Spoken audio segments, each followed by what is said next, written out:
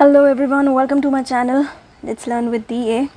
Let's learn with DA, है ना, लिखने की ज़रूरत नहीं है, आपको पता ही है. तो लेट्स लर्न विद DA में मैं हूँ दीपिका, आपकी व्हाट इज़ दैट टीचर, आपकी होस्ट. सो हम लोग पढ़ रहे हैं, मैं पढ़ा रही हूँ क्लास 10th. ठीक है, क्लास 10th का चैप्टर नंबर 1 लाइट. ठीक है, NCERT में है ये चैप्टर नंबर 10 एंड ये CBSE की बुक में चैप्टर नंबर ये 10 है, और जो हमारे JK बोर्ड वाले बच्चे हैं उनमें है ये चैप्टर नंबर 1. ठीक है, फिज़िक्स का है PHYSIC, और मैंने इसके काफ़ी सारे टॉपिक्स पढ़ा दिए हैं, जैसे कि आपका स्टार्टिंग में रिफ्लेक्शन ऑफ लाइट मैंने पढ़ा दिया है. ठीक है, उसके बाद स्फेरिकल मिरर्स मैंने पढ़ा दिया आपको. उसके बाद मैंने ये सब पढ़ा दिया हुआ, image formation by spherical mirrors मैंने पढ़ा दिया है. उसके बाद ये सब मैंने पढ़ा दिया, representation of image formed by spherical mirrors using रे डायग्राम मैंने अच्छे से समझा दिया है, पिछली वीडियोस पे जाके देखो. ठीक है, उसके बाद image formation by concave mirror ये भी मैंने पढ़ा दिया है, यूजेस ऑफ कनकेव और कन्वेक्स मिरर ये भी मैंने बता दिया है आपको. ठीक है, उसके बाद मैंने लेंस का लास्ट जो मेरी वीडियो आई है वो मेरी लेंस ये इमेज फॉर्मेशन थ्रू लेंस, कौन से पहले दोनों लेंसेज कन्वेक्स और कनकेव मिरर, मैं दोनों लेंसेज मैंने दोनों ही करवा दिए हुए हैं. ये साइन ऑफ कन्वेंशन शायद मैंने आपको पढ़ाया था, पता नहीं पढ़ाया था, तो ये मैंने थोड़ा आइडिया दे देती हूँ आज के लिए. साइन ऑफ कन्वेंशंस थ्रू कहाँ पे refraction by sign conventions for refraction by spherical mirrors. अब जब न्यूमेरिकल करते हो तो हम लोगों को साइंस देखने होते हैं ना, जब हमारे पास ऐसी कोई डायग्राम आती है, लेट स्फेरिकल मिरर, कौन सी डायग्राम बनाऊँ, चलो ये कनकेव हो गई. ठीक है ना, तो यहाँ पे मैंने ये फोकस हो गया, ये सेंटर ऑफ कर्वेचर हो गया, ये फोकस हो गया. तो यहाँ पे जब इमेज फॉर्मेशन होती है तो ये ऑब्जेक्ट जो है वो प्लस लेना माइनस लेना, मतलब ऑब्जेक्ट ये क्या बना रही हूँ मैं, ये रिफ्लेक्ट होके वापस आया, और ये वापस जाके इसने क्या किया, दूसरा वाला कनकेव पे उतारा, इस तरह से ऐसे ही होता है डायग्राम. ये इन्फिनिटी पे जाएगा, अच्छा छोड़ो. सो ये डायग्राम में कौन सा वाला पॉजिटिव लेना है, कौन सा वाला नेगेटिव लेना है, ठीक है, तो हम लोगों को ये पता होना चाहिए है. सो एक डायग्राम मैं आपके लिए बना देती हूँ और फिर मैं आपको बताती हूँ. ये ना यहाँ पे लिखे हैं, डायग्राम बनाई हुई है, जैसे ये हो गया sign of conventions. So sign of convention एक बार रीड कर देती हूँ पहले आपके लिए. ये क्या है, नॉट, अच्छा, sign of conventions for refraction, ठीक है, फॉर रिफ्लेक्शन, ठीक है, REFLECTION, रिफ्लेक्शन नहीं पढ़ रहे यहाँ पे. So while dealing with the reflection of light by spherical mirrors we shall follow the sign of conventions. हम लोग को साइन ऑफ कन्वेंशंस लेने पड़ते हैं. ठीक है, तो न्यू कार्टेजन साइन कन्वेंशंस क्या होते हैं अभी हम लोग पढ़ेंगे. ठीक है, in this convention the pole P होता है, हमें को पता है ये लेंस है, तो ये जो डॉट है यहाँ पे प्रिंसिपल एक्सिस काट रही है. ठीक है, इसको मिरर को, उसको हम लोग पोल बोलते हैं. ठीक है, क्या बोलते हैं हम लोग, पोल बोलते हैं. ठीक है, of the mirror taken as the origin, इसको हम लोग ओरिजिन लेके चलते हैं. अब जब हम लोग लेंस बनाएंगे तो वहाँ पे मैं ओरिजिन आपको बताती हूँ कैसे होता है. मैंने बता दिया है पिछली वीडियो में, मैंने बताया है. ठीक है ना, जब हम लोग लेंस बनाते हैं तो यहाँ पे आधा काट के इसको, तो यहाँ पे ओरिजिन होता है. ठीक है, ऐसे करके ये लेंस हो गया, इसका बीच का हाफ पोर्शन लिया, यहाँ पे प्रिंसिपल एक्सिस ने काटा, तो ये जो डॉट है, ये वाला डॉट, ये ओरिजिन होता है. ये मैंने आपको बता दिया लास्ट वीडियो में. तो यहाँ पे क्या बोला है, the principal axis of the mirror is taken as the x axis, उसको हम लोग एक्स डैश, मतलब ये एक्स डैश एक्स हो गया, इसको कोऑर्डिनेट सिस्टम बोल दिया है ना. कोऑर्डिनेट सिस्टम क्या होता है, मैथ्स में पढ़ा है ना हम लोगों ने, कोऑर्डिनेट ज्योमेट्री में. ये एक्स हो रहा है, ये एक्स डैश हो गया, ये वाई और ये वाई डैश हो गया, ये पॉजिटिव, ये नेगेटिव, ये पॉजिटिव, ये नेगेटिव हो गया. बताया है ना, अच्छे से बताया है ना. ठीक है, तो principal axis of the mirror is taken as X axis, X dash X हो गया of the coordinate system, and the conventions are follows. उसके कन्वेंशंस कैसे लेंगे ये आपको पता है यार. The object is always, object को हम लोग हमेशा जब डायग्राम बनाते हैं, जैसे ये डायग्राम बनाई मैंने, तो ऑब्जेक्ट को हमेशा लेफ्ट साइड में लेते हैं ना, हमेशा यहाँ पे ही लेते हैं ना, चाहे वो जहाँ मर्जी लेके जाए, इन्फिनिटी पे हो, ठीक है, इन्फिनिटी पे हो, बियॉन्ड सी हो, बायॉन्ड सी हो, BEY सी हो, एट सी हो, ठीक है, बिटवीन F एंड C हो, उसके बाद F के ऊपर हो, या फिर बिटवीन पोल एंड एफ़ के ऊपर हो, तो सारे के सारे हम लोग कहाँ लेते हैं, लेफ़्ट साइड में, ठीक है। लेफ़्ट साइड कहाँ पे है, ये वाली साइड है ना, ये राइट है जिससे मैं लिख रही हूँ, और ये लेफ़्ट होता है, ठीक है। राइट वाली, ये वाली लेफ़्ट है जिसे हम नहीं लिख रहे हैं, जो कम यूज़ करते हैं। कई लोग लेफ़्ट ही होता है, बट मोस्टली केस में राइट से ही लिखते हैं लोग, ठीक है। Left, and this implies that the light from the object fall on the mirror. इससे पता चलता है कि राइट ऑन द लेफ्ट जो है वो फॉल किसके ऊपर, मिरर के ऊपर फॉल करता है फ्रॉम द लेफ्ट साइड, ठीक है। लाइट मतलब कहाँ से आ रही है, इसका मतलब देखो ना, अगर हम लोगों ने ये डायग्राम बनाई है, ठीक है, ये डायग्राम बनाई जब, तो यहाँ पे ऑब्जेक्ट है, तो लाइट भी तो यहीं से पास करवा रहे हैं ना, दैट्स वाई 2 रेज आ रही हैं, है ना। रेज हम लोगों ने पढ़ा ना, ठीक है, reflection of light through different source, मतलब कि वो पढ़ा ना हम लोगों ने अच्छे से। सो उसमें हम लोग रे हमेशा यहीं से पास करवाते हैं, एक ऐसे ऐसे ऐसे करके जहाँ से भी पास करवाते हैं। सो अलग अलग टाइप की रेस पढ़ा दी थी मैंने आपको, तो पिछली वीडियोस देखो, पता चल जाएगा। तो ये लाइन का मतलब आपको अच्छे से समझ आ जाएगा। From the left hand side से ही हम लोग लाइट जो है वो ऑब्जेक्ट के ऊपर पास करवाते हैं, फॉल करवाते हैं। नेक्स्ट है, all distances parallel to the principal axis are measured from the pole of the mirror. सारे के सारे जो डिस्टेंसेस होंगे, ये डायग्राम ये हो गया, ये फोकस हो गया, ये फोकस हो गया, ये सेंटर ऑफ कर्वेचर हो गया, ये ऑब्जेक्ट हो गया। तो इन सब का जो है ऑब्जेक्ट हो गया ये, तो इनका डिस्टेंस हम लोग कहाँ से लेंगे, पोल से ही लेंगे। मतलब अगर मैंने फोकस का लिया है तो एफ़ छोटा इसका डिस्टेंस हो गया। अगर मुझे सेंटर ऑफ कर्वेचर का लेना है तो हमें पता है ये 2f होता है, क्यों, क्योंकि distance is equal to 2 radius, है ना। अगर मुझे डिस्टेंस का, मुझे यहाँ पे ऑब्जेक्ट का डिस्टेंस लेना है तो मैं इसको u बोलूँगी और पोल तक ही जाऊंगी इसको मैं, ठीक है। यहाँ से लेके पोल कहाँ पे है, यहाँ तक जाएगा, ठीक है। क्लियर हो गया। So all the distance parallel to the principal axis are measured from the pole. Next है, all the distance is measured from the right of the region along plus axis are taken as positive, ठीक है। X axis जो होता है इस side वाला, ये positive sign होता है ना, चाहे ऑब्जेक्ट मैंने यहाँ पे रखा है लेफ़्ट साइड पे, लेकिन इस तरफ अगर कोई इमेज बन रही है उसको हम पॉजिटिव ही लेंगे, ठीक है। उसको क्या लेंगे हम लोग, पॉजिटिव लेंगे।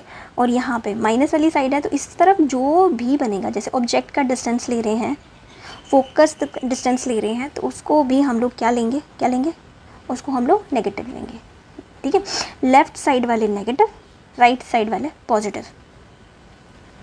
Distance measured perpendicular to the above. अब कभी कभी ऑब्जेक्ट ऐसे बनता है, ऑब्जेक्ट ऐसे रखा है, इमेज कभी कभी ऐसे बनती है, कभी ऐसे बनती है।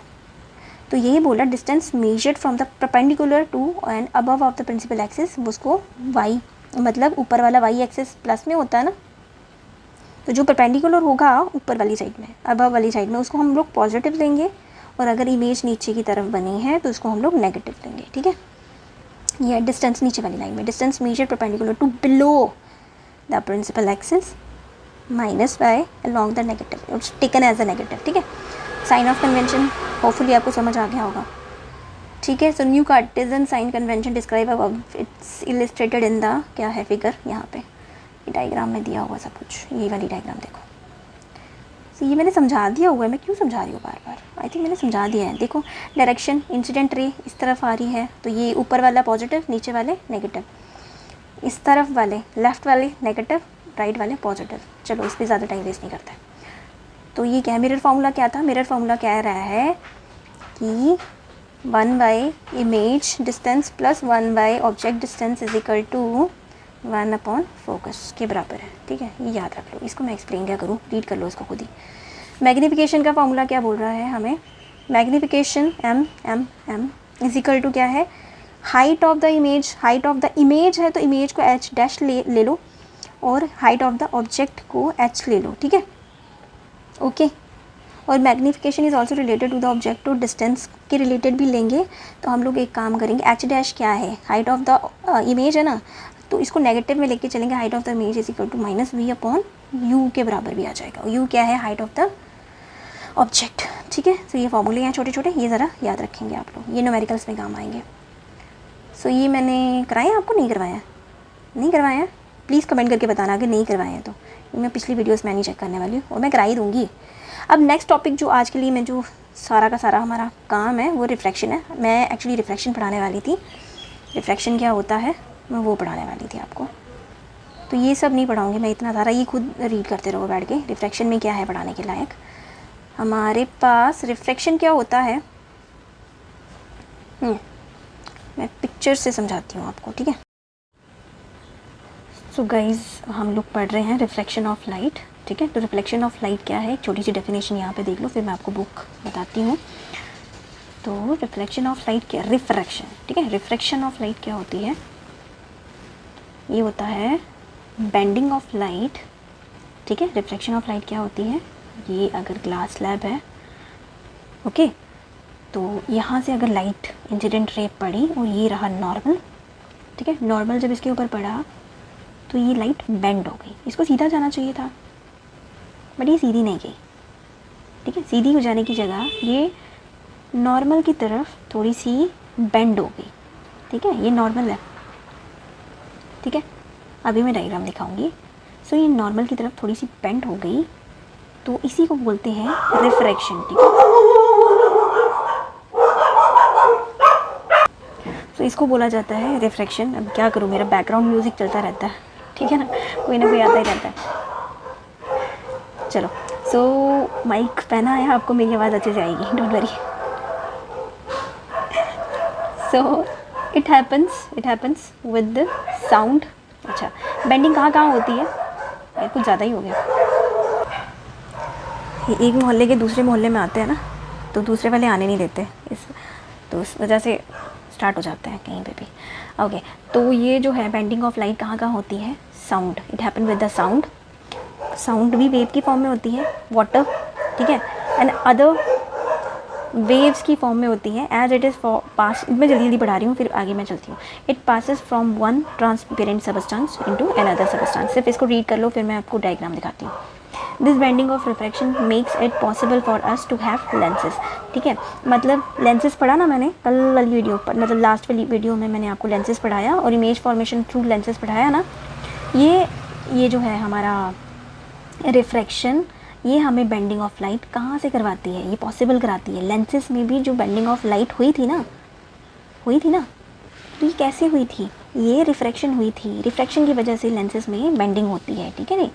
सो लेंसेज, फिर मैग्नीफाइंग ग्लासेस में भी ऐसा ही होता है। फिर उसके पास प्रिज्म्स में, रेनबो में कैसे कैसे फॉर्म होते हैं। नेक्स्ट चैप्टर जो है ना आई, उसमें द ह्यूमन आई, उसमें है रेनबो फॉर्मेशन, कैसे रेनबो होता है और blue colour of the sky, ये सब फिनोमिनास हैं।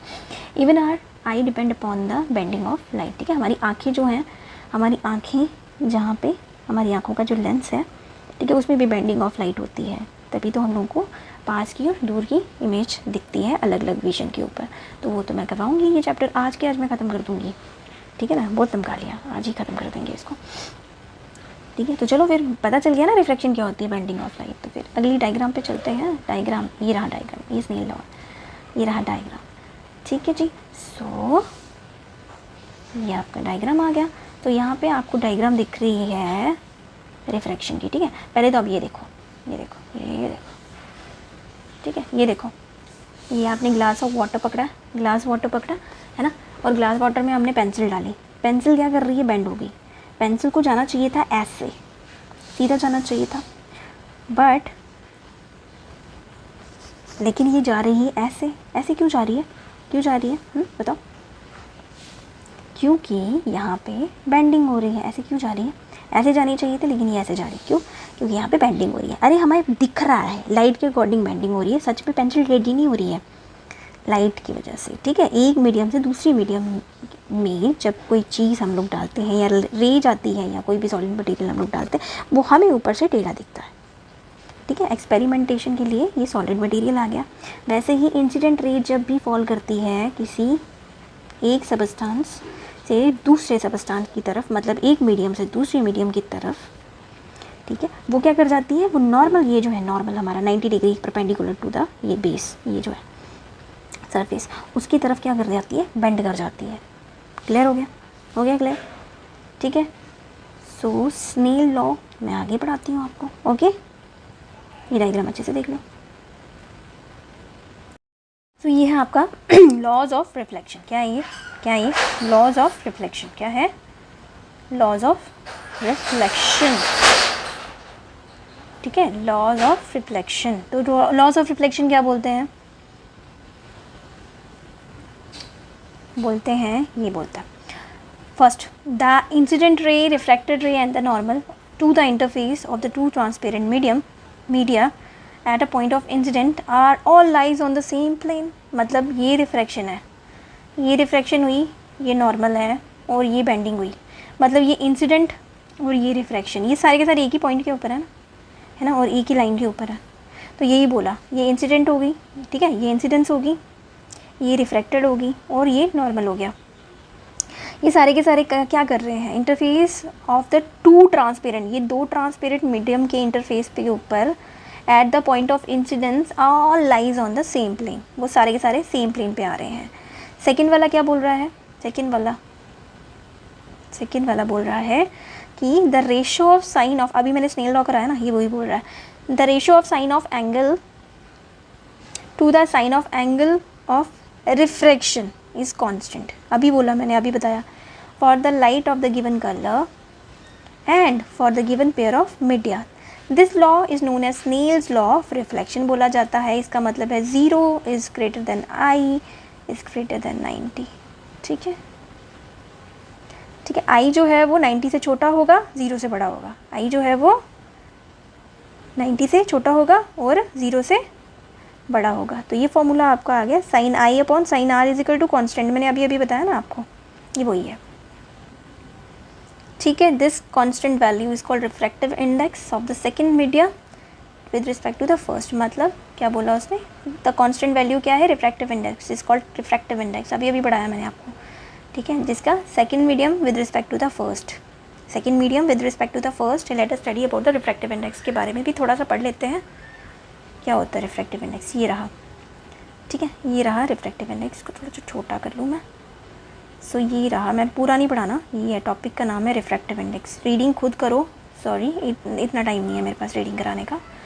सो रिफ्रैक्टिव इंडेक्स पढ़ाने लगी हूँ मैं आपको। देखो तो क्या होता है, मैं आपको समझा देती हूँ अच्छे से क्या होता है। रिफ्रैक्टिव इंडेक्स क्या रहता है? ये बेंडिंग हुई, ये आपका डायग्राम आ गया, यहाँ पे मीडियम 1 और मीडियम 2 आ गया, एयर आ गया मीडियम 1, ग्लास आ गया मीडियम 2। ठीक है, तो रिफ्रैक्टिव इंडेक्स क्या कहलाएगा? N21, N21। 2 क्या है? मीडियम ऑफ ग्लास, और 1 क्या है? Medium of air. यही बोला ना कि refractive index is equal to क्या है? स्पीड ऑफ, ये क्या, speed of light with respect to medium 2 से मीडियम 1, ऐसा करके कुछ बोला ना ऊपर। तो ये स्पीड ऑफ लाइट किसके बराबर आ जाएगा? ये speed of light of medium 1। अगर 1 यहाँ पे बाद में लिखा है, लेकिन इसका आंसर आएगा speed of light of M1 लिख रही हूँ मैं, ठीक है, upon speed of light in medium किसका? 2 का, ऑफ नहीं है, इन आएगा। ठीक है, is equal to speed 1 upon speed 2। यहाँ पे N21 लिखा है, लेकिन अगर by the argument the refractive index of medium 2 with respect medium 1 with respect to medium 2 is represented as 1 2, N12 है ना। तो इसको हम लोग बोलेंगे speed of light of medium 2 upon speed of light in medium, ठीक है, मीडियम 1 आ जाएगी, जो आ जाएगी V2 अपॉन V1। ठीक है, ये आ जाएगी। सो यही है रिफ्रैक्शन ऑफ लाइट। क्या है डेफिनेशन? यहाँ पे ही देख लो, आपकी बुक में ही देख लेते हैं, यहाँ पे लिखा है।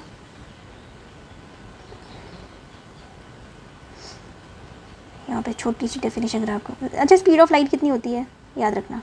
Speed of light is 3 × 10⁸ metre पर सेकेंड। ठीक है, मीटर पर सेकेंड ये होता है। So the value of the refractive index for the given media is defined as consider the ray, उन्होंने कंसीडरिंग कराई है फिजिकल क्वांटिटी। ये देखो, ये पढ़ूँ मैं, the refractive index can be linked to an important physical quantity.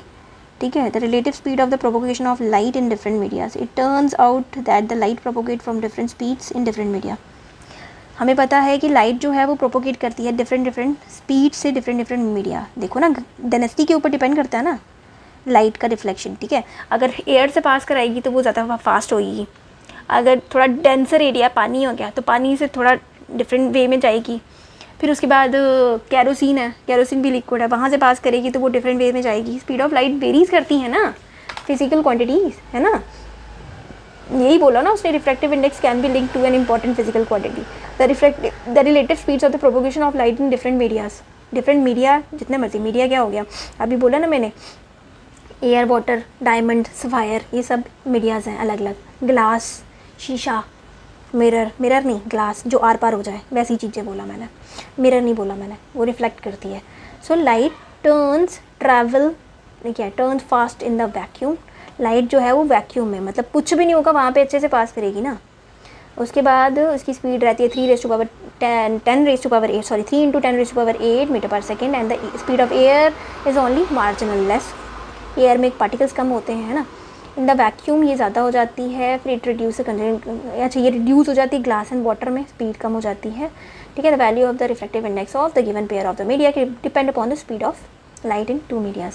सो ये depend करता है, रिफ्लेक्टिव इंडिया क्या करता है, रिफ्लेक्टिव इंडेक्स में बताता है speed of light in 2 different medias, तो उसी के अकॉर्डिंग हम डेफिनेशन करते हैं।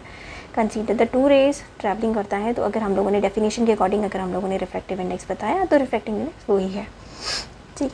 सो और है काम की बात बताने वाली, ये speed of light and air के बारे में बताया हुआ है कि अगर हम लोग रिफ्रैक्टिव इंडेक्स NM मान के चलते हैं तो लाइट, ये ग्लास स्लैब के अकॉर्डिंग ये एयर है और ये ग्लास हो गया, ये नॉर्मल आ गया, ये सारे एक ही पॉइंट पे हैं।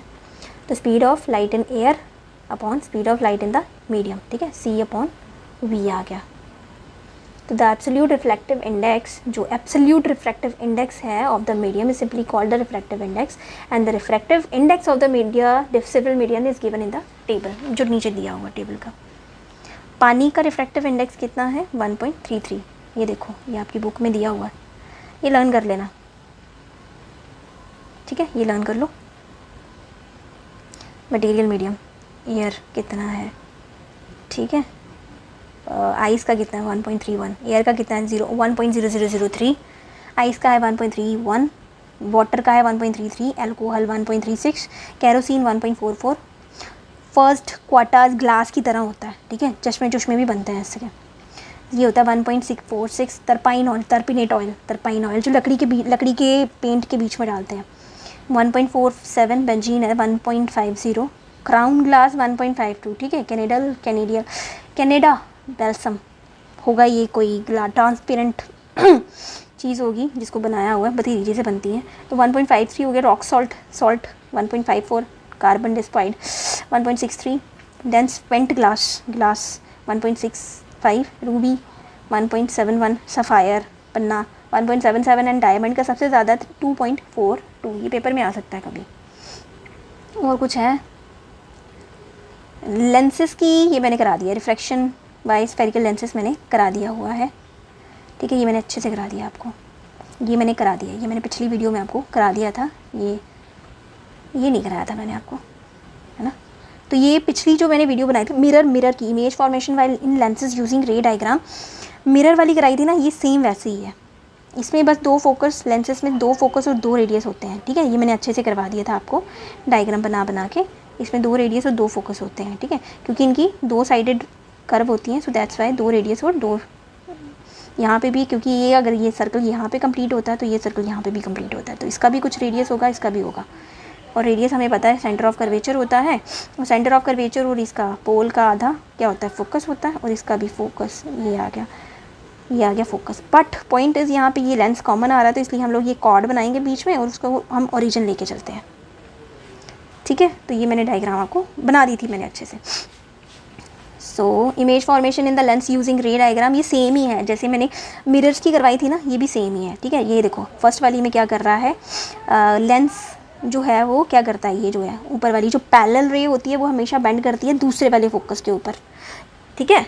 बेंड जो पैरेलल होती है ना, जो इंसिडेंट लाइट आ रही है जो parallel to the principal axis है, वो हमेशा बेंड होके कहाँ जाती है, फोकस दूसरे वाले फोकस के ऊपर जाती है। कनकेव मिरर के ऊपर भी, कनकेव लेंस के ऊपर भी ऐसा ही होता है, ये पैरेलल गई, डाइवर्ज हुई, लेकिन डाइवर्जेंस में हम लोगों ने क्या करनी है, बैक साइड देखनी है ना, तो बैक साइड में हम लोगों ने अगर हम लोग डॉटेड लाइन बनाएं तो ये फोकस 1 को ही कट करेगी, ठीक है। अब डाइवर्जेंस वाली है तो खोल रही है ना, हमें फिर पॉइंट ऑफ इंसिडेंट नहीं मिलेगा ना, मतलब फोकस पॉइंट नहीं मिलेगा ना, तो हमें बैक साइड का फोकस पॉइंट लेना पड़ेगा। अगर हमारे पास 2 फोकस है तो फिर नेचुरल सी बात है हम दूसरा वाला फोकस देखेंगे, है कि नहीं। सो इसलिए जो पैरेलल रे है, कन्वेक्स लेंस के ऊपर पैरेलल रे आके F2 के ऊपर कट कर रही है, इंसिडेंट हो रही है, ठीक है, इंटरसेक्ट हो रही है। लेकिन कनकेव मिरर में ये पैरेलल जाके कन्वर्ज हो रही है, और कन्वर्जेंस में जो पीछे की साइड में हम लोग एक डॉटेड लाइन बनाएंगे वो देखना वो F1 पे कट करेगी हमेशा। नेक्स्ट है आपका ये वाला, अब उल्टा, मिरर में भी ऐसा ही पढ़ा था ना हमने, यहाँ पे उल्टा हो रहा है, यहाँ पे हो रहा है लाइन जहाँ से आई, मतलब ऐसी इंसिडेंट रे जो फोकस को कट कर रही है, ऐसी इंसिडेंट रे जो फोकस को कट कर रही है वो हमेशा जब बेंड होगी तो parallel to the principal axis होगी, ठीक है। अगर वो F1 से आ रही है तो parallel to the principal axis कौन सी साइड में होगी, राइट साइड में, और F2 से आ रही है अगर यहाँ से आई, ठीक है, यहाँ से अगर मान के चलो इधर से आई, वैसे तो हम लोग हमेशा लेफ्ट साइड से इंसिडेंट कराते हैं, तो ये पैरेलल है, इस तरफ हो जाएगी। और कनकेव मिरर में भी ऐसा ही है सिस्टम, यहाँ पे जो आ रही है कन्वर्जेंस होती है ना यहाँ पे, ठीक है, लेकिन अंदर जाके थोड़ा डाइवर्ज हो जाएगा। अब यहाँ पे जो बेंडिंग हुई यहाँ पे, ये भी पैरेलल हो जाएगी प्रिंसिपल एक्सिस के। नेक्स्ट वाला पार्ट है, हमेशा जो पोल पे कट करती है, जो लाइन हमेशा पोल पे कट करती है, पहले होता था पोल पे कट करती है वो अपने ही एक्सिस के ऊपर वापस चली जाती है, अपनी लाइन के ऊपर रिफ्लेक्ट कर देती है। यहाँ पे जो मिड पॉइंट क्या लेके चलते हैं हम लोग, पोल थोड़ी लेके चलते हैं, ओरिजिन लेके चलते हैं, तो यहीं से आके यहीं पे रिफ्लेक्ट करेगी, यहीं से निकल जाएगी आगे, यहाँ पे कुछ नहीं होता, ठीक है, यहाँ पे बेंडिंग नहीं होगी, यहाँ पे बेंडिंग नहीं होगी, जो मिड में बेंडिंग नहीं होनी, ठीक है, मिड में कुछ बेंडिंग नहीं होगी। आगे नेक्स्ट क्या है, कन्वेक्स लेंस में जब ये सारी पैरेलल रेज आ रही हैं, ये हमेशा फोकस के ऊपर क्या करती हैं, ये सारी डायमेंशन हो जाती है, कौन है,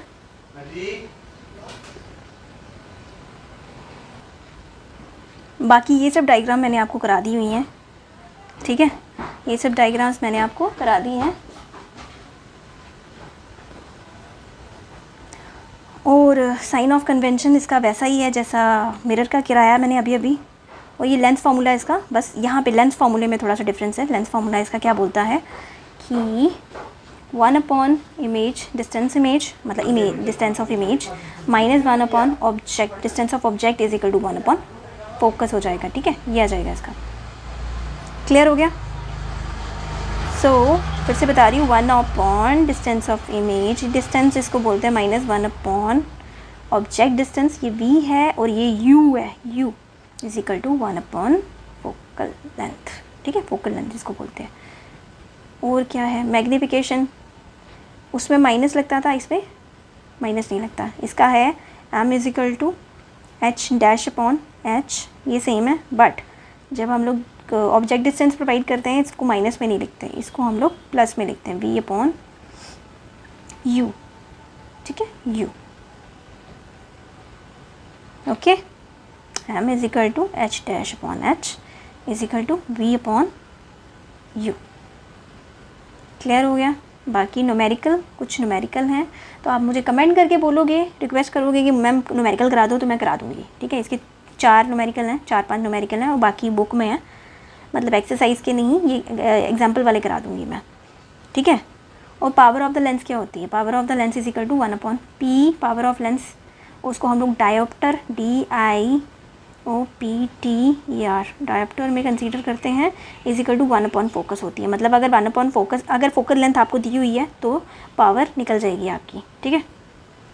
और कुछ बचा इस चैप्टर में, सो आज ये चैप्टर ही ख़त्म करते हैं आज। सो फिनिश हो गया ये वाला चैप्टर। अब आपको जो भी रिक्वेस्ट करनी होगी आप प्लीज़ कमेंट में कर देना, ठीक है, क्योंकि अब मैंने इस चैप्टर को नहीं पकड़ना, क्योंकि काफ़ी टाइम हो गया। ये था defined 1 dioptre power of the lens is equal to 1 focus हो जाएगी, ठीक है, फोकल F। सो अभी क्या करते हैं, जल्दी से लाइक कर दो, हाँ पहले चैनल को, बिना लाइक किए कोई नहीं जाएगा, जो देखेगा वो लाइक करेगा, ठीक है। सो लाइक कर दो, सब्सक्राइब कर दो नेक्स्ट वीडियोज़ के लिए। अपने फ्रेंड्स को शेयर करो, और क्या करना है, शेयर करो और समझो, पढ़ो और अच्छे नंबर लाओ और अच्छे काम करो। मिलते हैं नेक्स्ट वीडियो में। तो नेक्स्ट वीडियो लाइट की मैं डाल दूँगी, फ़िलहाल कि मैं 12th का भी साथ में ही चलाई जा रही हूँ, तो 12th का भी अभी तक चैप्टर ख़त्म नहीं हुआ क्योंकि टाइम ही नहीं मिलता। तो मेरा दूसरा चैनल देख ही रहे हो ना, funzilla.com, तो वहाँ पे मैंने 70 वीडियोस डाल दी हैं, तो आप लोग भी देखो ज़रा वहाँ पे, उसको भी सब्सक्राइब करो, ठीक है। तो मिलते हैं कल या फिर नेक्स्ट टाइम जब भी मैं डालूँगी। सो तब तक के लिए बाय, टेक केयर।